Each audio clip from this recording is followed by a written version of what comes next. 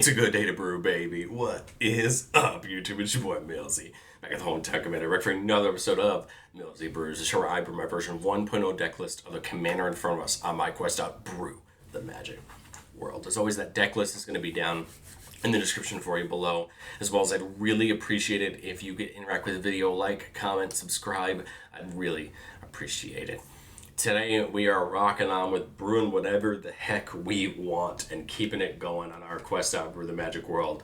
And this is a commander I knew I was going to have to cover eventually, and it was just some of the more recent stuff with Duskmourn, especially that Valgaboth precon and things like that. It just felt like maybe it was time to finally cover Nekusar, the Mindrazer, a 5-mana Grixis zombie wizard. So at the beginning of each player's draw step, they draw an additional card, and whenever an opponent draws a card, Nekusar deals 1 damage to that player. Nekusar is infamous, right, for a lot of reasons, mainly because it damages our opponents when they draw. This, paired with the ability to force our opponents to draw cards, means that Nekusar can deal out a ton of damage. Not only that, but some of the most prevalent ways to force our opponents to draw cards also require them to discard cards, right? With things like wheel effects where you pitch your hand and draw more. Meaning that we can then pay off them discarding cards as well. Pair Nekusar with cards that deal damage whenever opponents discards a card. And you could start to see where Nekusar can make a board state where you're going to start slamming damage into your opponent for everything they do. We also, because Nekusar is a creature that can deal damage, we also have the privilege of giving Nekusar Infect, which is not something that people want to talk about. Infect kind of has an odd reputation in Commander, but I think it's important for a deck like Nekusar because, well, there are turns where with one Infect spell, we could nuke a table with Infect on the same turn that we give it Infect or that turn, which I think is important at the end of the day. You know, I think sometimes in our format we demonize ending the game. But the truth is, as long as Nekusar's not doing it on turn 4 or 5, if it's turn 6 or 7 that we're giving Nekusar Infect or turning and ending the game, I mean, all decks want to end the game at some point. And I think Nekusar is a really interesting way to do it. I think what I enjoyed in the process of brewing this deck was it was not something I had ever considered brewing for myself. But after brewing it, I could see why Nekusar is very good. And after playtesting it for myself, goldfishing this many times, I could see why this strategy is super good.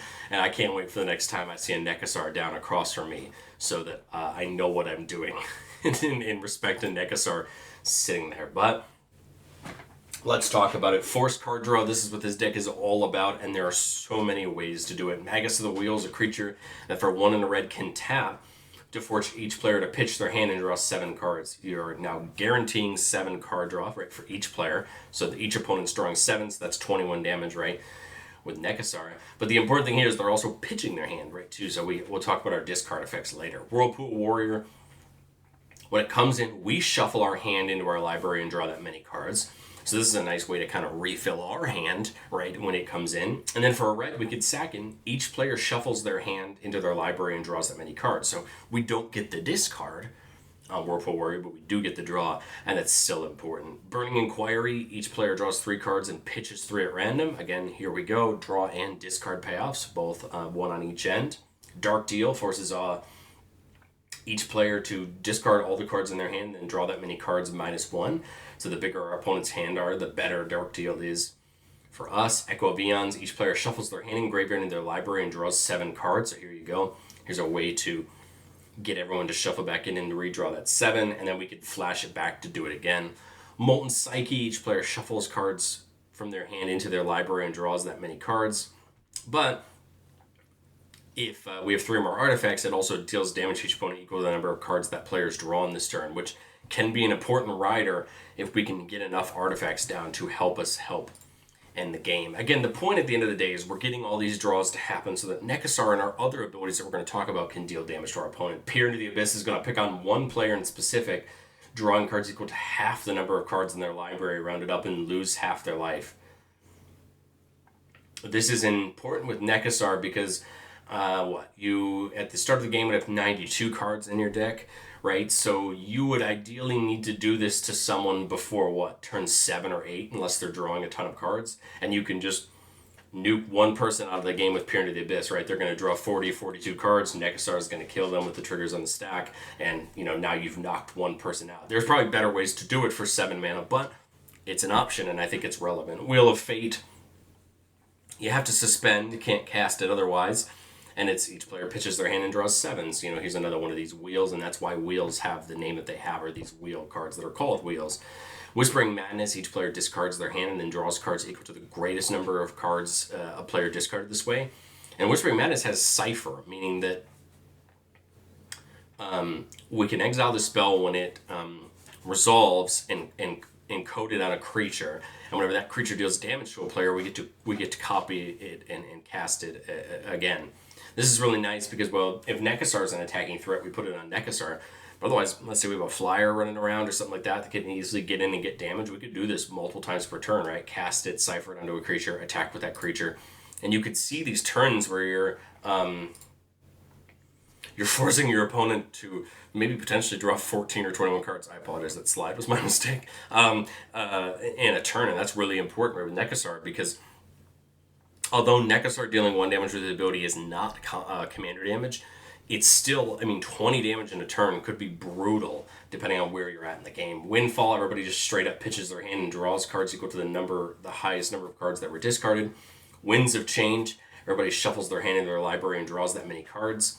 And then Wheel and Deal, a number of target opponents each discards their hand and draws 7 cards, and then we get to draw cards. So again, you can really see this culminating force in good value. Teferi's Puzzle Box, at the beginning of each player's draw step, they put the cards in their hand on the bottom of their library and draw that many cards. So before they draw, they're putting their hand on the bottom, drawing that many, and then drawing for the turn. So this is just going to be, Teferi's Puzzle Box is just going to help really machine gun out damage for opponents. And then Gyreach Sanatorium and Miko Koro both just force each player to draw a card. Now, Sanitarium will force everybody to draw. Miko Koro just says everybody draw. But again, here's a way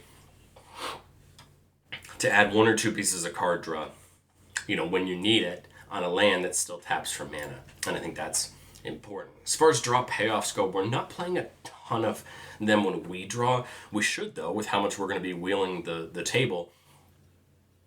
But there are options. I think Ominous Seas probably feels like the most obvious. Whenever we draw a card, we put a counter on it, and we can remove 8 counters from it to make an 8/8 Kraken creature token. Again, if we're drawing enough cards, 7 a turn, we're going to get a Kraken just about once a turn, right? And that could be brutal for our opponents to deal with. Not only that, but you tack on the regular draw that we do every turn, right? And you're going to be making these Krakens pretty often. Prophecytic Memory makes a ton of sense. So when it comes in, we draw. We have no maximum hand size. And beginning of combat on our turn, if we draw more than 1 card this turn, we get to put counters on a creature where it's X is the number of cards we've drawn -1. So, besides our first one that turn. This can make Nekusar big and make it a threat. This can make a lot of other things a threat as well. And it happens every turn, which is pretty cool. And then Teferi Temporal Pilgrim is my pick for a draw outlet I really enjoy. Whenever you draw a card, you put a loyalty counter on it. Teferi can make 2/2 spirits that grow every time you draw a card, which is a relevant threat because they have vigilance for our opponents. And Teferi tops out at a ultimate that can be really brutal. Target opponent chooses a permanent they control and returns it to their hand. Then they shuffle each non-land permanent they control into their library. So they get to bounce 1 back to their hand and everything else gets shuffled in. This is worse than Cyclonic Rift. At least Cyclonic Rift puts them all back in your hand, right, unless you replay them. This you're just straight shuffling them into their deck. This is a way to really put somebody behind. So my advice is if you're going to use that ultimate, know what you're doing and don't just reset somebody for no reason. But all right, we talked about forced, right, draw. We talked about kind of what that looks like. Now we're basically going to talk about how do we get more damage, because Nekusar is going to become a threat, right? I think anybody's going to be able to look at Nekusar, read it once, and go, hey, what are you going to do with that, right? And so what we want to do is get not only more damage outlets on board to turn every card drawn to 2, 3, 4 damage, but also that if somebody removes Nekusar from the battlefield, that they still have a threat. That Nekusar isn't the only thing that we're looking to do our effect. We have things like Omnixilus. Whenever an opponent draws a card, deals 1 damage to them. Fate Unraveler, same thing, 1 damage to them. Gearson Starn's an interesting one. It says, whenever a source you control deals exactly 1 damage to a permanent or player, Gearson Starn deals 2 damage to that permanent or player. This is really important because any effect that does a damage to somebody when they draw a card, the game views every card you draw, even if it says draw 7, as 7 individual card drawn, meaning that Gearson Starn would turn Nekusar from 7 damage into 21 just on its own. And that's when it becomes really important for you to understand how these interactions work, so that if you're playing the deck, 2 wheels could be exactly what you need with Gearson Starn and Nekusar in the game. But if you're playing against Nekusar, now you know what to look for, right? When you're doing that. Harmonic Prodigy is going to double up an activated a triggered ability of shamans or wizards. Nekusar is a wizard, so you're now getting 2 damage per card drawn instead of 1. Cataract Parasite is going to deal the damage to a player when they draw a card or an opponent, but only if you control a red permanent other than Cataract Parasite, which is at least still a rider, but not too bad. Niv-Mizzet Perun just makes sense. Whenever we draw a card, it deals damage to anybody. That's really great, right? Because now we can kind of double up that damage. If I'm wheeling, think about it. If I'm wheeling, Nekusar is dealing damage based on what my opponents draw, and then Niv-Mizzet gets to deal with the damage on what I draw. And now we're getting that damage all over the place. And then whenever a player casts an instant or sorcery, we get to draw a card. The important part with Niv-Mizzet is that it's any target, not just a player or each opponent. That's important because Niv-Mizzet can start sparking and taking out specific things as opposed to just hitting a player's face. I think in most scenarios you're going to hit somebody's face with Niv-Mizzet if you're drawing enough cards, but I think it is important to talk about the reality where you might hit a creature, focused on a 3/3 or a 4/4 instead of hitting a player. Well, we can use things like O'Hare Axonil and Soulfim to affect the amount of damage, right? If a red source you control would deal amount of non-combat damage less than O'Hare Axonil's power, you do damage equal to O'Hare Axonil's power instead, going from 1 red to 4 without a Nekusar. Soulfim says if a source you control would deal non-combat damage to an opponent or a permanent opponent controls, it deals double that damage, so 1 to 2. This is important because Nekusar says deal a damage, not have them lose a life. Because life loss isn't necessarily damage, but damage is life loss. So for Psychosis Crawler here in the middle, it says whenever we draw a card, each opponent loses a life. That is not damage for the purposes of Soulfin and Axonil, but it's still important for us to balance these effects out so that no matter what we're doing, somebody's taking damage and we're getting that damage in. Phyrexian Tyranny says whenever a player draws a card, that player loses 2 life unless they play 2. This can hurt us. There's a chance for this to hurt us, but I think more often than not, this is going to hurt our opponents because all of our other effects on top of this is going to lead to hurt for our opponents. And then Underworld Dreams, whenever an opponent draws a card, it deals 1 damage. So you can kind of see that those are prevalent. There's so many of those, and again, we want so many of them in the deck so we could see them every time. All right, well, we talked about the draw payoffs. Let's talk about discard payoffs. Sir Conrad, whenever a creature dies or a creature is put into our graveyard from anywhere other than the battlefield, or a creature leaves our graveyard, Sir Conrad deals 1 to each opponent. So for every creature an opponent discards, 1 damage to each opponent. Turgid, we all love it. We all hate it. Whenever an opponent sacrifices a non-token permanent or discards a permanent, you can put that card from a graveyard onto the battlefield under your control. So when an opponent's pitching those cards, if they're pitching permanents, congratulations, you get them. I think Turgid plus Nekusar could lead to a game ending pretty quickly when you start to realize what your opponents could discard.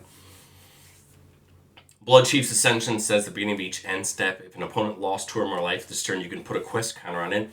And then whenever a card is put into an opponent's graveyard from anywhere, if it has 3 or more quest counters on it, you can have that player lose 2 life. If they do, you gain 2 life. This is going to be brutal if you can get it set up, because any discard at all, 2 life for them for every card. And you can start to see where a wheel with Ascension fully leveled up and Nekusar means 7 damage on the draw, 7 damage, 14 damage on the discard, and you could start to see, again, how these effects can stack up and really mesh. Liliana's Caress and Megrim having opponent lose 2 whenever they discard a card. And then Waste Not, the classic, whenever opponent discards a card, if it's of a certain attribute, you get that thing. This is important because a lot of times we're going to be wheeling our opponents on our turn, meaning that if we're netting mana with Waste Not, it's going to be useful for us. And then I just realized this is wrong, but here's our infect slide. So Remember that Nekusar deals damage, and Infect says that when a creature deals damage, it deals damage in the form of -1/-1 counters to creatures and poison counters to players, meaning that it will only take 10 damage from Nekusar to each player for them to die to Infect. And this is, I think, where some people may find, ire with Nekusar. I'd be very surprised if this is where you find ire, considering I think how good this deck is at what it does. But here you go. Here's 3 cards under 2 mana or under that can give Nekusar Infect Flicker. 2 of them are at sorcery speed. 1 of them's at instant speed. But still, give Infect to Nekusar, start doing the wheels, and you're just inevitably going to end the game very quickly. And a lot of my playtests that I did with the deck, as soon as I had Infect on Nekusar, it was the same turn. Then I nuked the table with Infect. So it just goes to show you that we have 4 of these in the deck, the 3 on screen, and then grafted exoskeleton. And you want, obviously want to see them when we see them. But I've said it before on the show, and I'll say it again. No deck's ever complete. This is my version 1.0 shot at Nekusar, and I think there's a lot to learn in testing, which is, do we need more of certain effects, right, in order to make the deck better? Dictated Crewfix is kind of like Nekusar's first ability, forcing that player to draw an additional card when they draw their card for turn. That can be helpful, right? More draws per turn. Raiders Wake's that whenever they pitch a card, they lose 2 life ability. That's pretty cool. And at the beginning of your end step, if you attack with a creature, target opponent discards a card, so a way to have them pitch another one. And then I think Valgavoth could be fun, right? This is what actually got me thinking about Nekusar, was whenever an opponent loses life for the first time during each of their turns, you put a counter on Valgavoth and draw a card. Because Nekusar is dealing damage when our opponents draw, and they're always going to draw on their turn, I feel like Valgavoth's just going to get huge. It's going to get counters, that's going to draw us cards. Yes, it becomes a threat as well, but again, I think any threat that takes a removal spell away from Nekusar is a good threat for our board, and it could be potentially very good for us. I wasn't 100% sure on Valgavoth, but I think it's a card I would greatly consider in testing. But let's get into it. Let's get into playtest number 1. Keep it a 4-lander with Bloodchief Ascension, O'Hare Axonil, and Waste Not. This is a very good hand. I think this is a hand that would be something I'd really, really want to take a look at. We got black mana there with a Graven Cairn, so we can't get that Ascension down turn 1, but I could get it down turn 2. So we'll just have to see what we draw. When's a change? Okay. I don't think I have any other relevant turn 1 plays, so I think I'll just get this Coast in tapped turn 1. Turn 2 we draw Sulfur Falls. Okay. Let's think. Is Ascension better here? I think Ascension is better here because we might have a chance where we can sneak some damage. Maybe our opponent sneaks some damage in on each other, and then we can power this Ascension up. Otherwise, we'll have to do it ourselves. And it's okay if we have to do it ourselves. I just think maybe we'll luck out and our opponents start nabbing each other. We'll get the Waste Not down. And there's a couple ways that we could look at this. We could Winds of Change right now. But the problem is they're not discarding any cards, and that's what we need for Waste Not. So I don't see that being worth it right now. I'd kind of rather wait till we get our setup going where we can profit from them drawing. Turn 4, we see that Whispering Mana. Remember, this is everybody pitches and then draws cards equal to the greatest number of cards discarded. But I really want O'Hare Axonil down because it's going to help out a ton with Nekusar, so I'd kind of rather get that down. And I know we're kind of delaying the inevitable here. Remember, it's turn 4. People are setting up. People are probably not having their removal ready to go for us at this time. So now on turn 5, we get Nekusar down. And now we're going to start presenting our opponents with a problem for 2 reasons. 1, 4 damage every time they draw a card because of O'Hare Axonil. And 2, Bloodchief Ascension, if no one touches our current board state, is now going to be live once get back to our turn, remember, because everybody's going to lose 8 on their turn, right, because they're drawing 2 a turn with Nekusar. Now Bloodchief Ascension's online. And now we're going to be able to start these wheels and really take advantage of our opponents. The other thing is, because they're drawing 2 a turn, they may have to pitch to something like Waste Not, which could potentially draw us a card or get us a zombie, right? But what we'll do for the purposes of this is, let's just say everybody lost 8 on their turn. We're going to come back to our turn.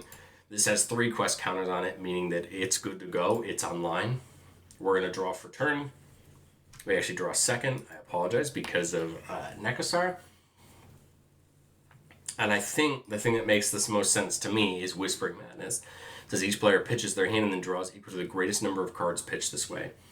I have to pitch 5, right? But let's say there's a scenario where somebody has 6 or 7, right? Everybody's going to pitch. Everybody's going to draw 7. And then I'm going to exile this and put it on, I guess, Nekusar. It doesn't really matter either way because this is going to be a brutal set of triggers. So we put it on Nekusar. Everybody, let's say everybody drew 7. We now have a ton of triggers that are going to go on the stack. For everybody that pitched cards of our opponents, we're going to have a bunch of waste nut triggers, right? All of them are now going to go on the stack because that's going to happen. Everybody drew 7, meaning that everybody has 7 triggers of Nekusar's ability, dealing 4 to them. So that's now 28, right? It's 28 damage. Then,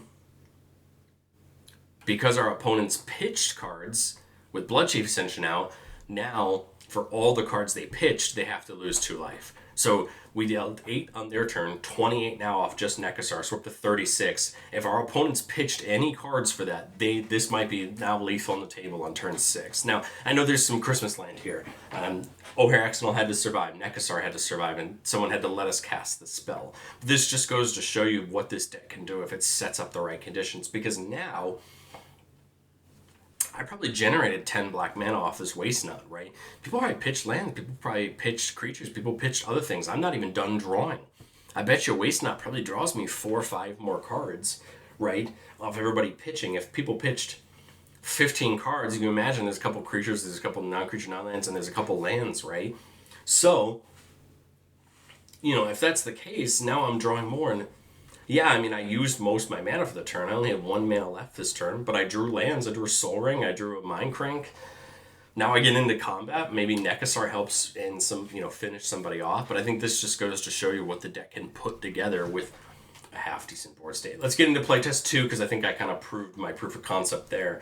Let's go into this one. Glistening Oil, Dark Teal, Psychosis Caller, and 4 mana. So we're just 1 land off of... 1 land off of Nekusar, but that's A-okay. We should be able to get there. Turn 2. I can't get the Shipwreck Martian until next turn, right? But I guess there's nothing to do this turn anyway, so we'll just get the Shipwreck Martian. Alright, well, turn 3 we see this Arcane Signet, so Arcane Signet plus Bloodchief, right? Get down, get it going. This means that here on turn 4, we have Nekusar.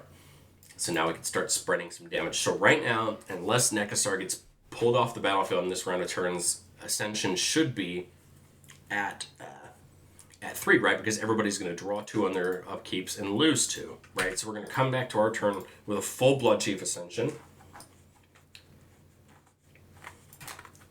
Dark Teal doesn't seem bad because we're drawing 5 if we do it now. If we play a land, we would only draw 4. But ideally, right, our opponents have... ideally right now, our opponents have good hands. But I think the other thing to remember here is that I have Glistening Oil, but I don't have I do have double black. So if I do this, black, I've got 3 mana left, but I don't have enough to Dark Deal. Right, so I think the question is, do I go for the Infect and just, play this Whirlpool Warrior and wait a turn, or do I try to go, Whirlpool, or do I try to go, Dark Deal and get the damage out? I think that's the question. If my opponents still have pretty big hands, I feel like Dark Deal makes sense, right? Get the damage in and get it going. But I have no way to get a 3rd black mana, right? I would need 3 black mana to do Dark Deal and Glistening, and I only have 1, 2. Both, my land comes in tapped. But the problem, right, if I Whirlpool Warrior, I get rid of my hand, right? I think it might make sense to Glistening Oil plus Whirlpool Warrior. These guys all go back in. Maybe we set up next turn for having something better. Well, there's Wheel and Deal, forcing everyone to draw 7, right?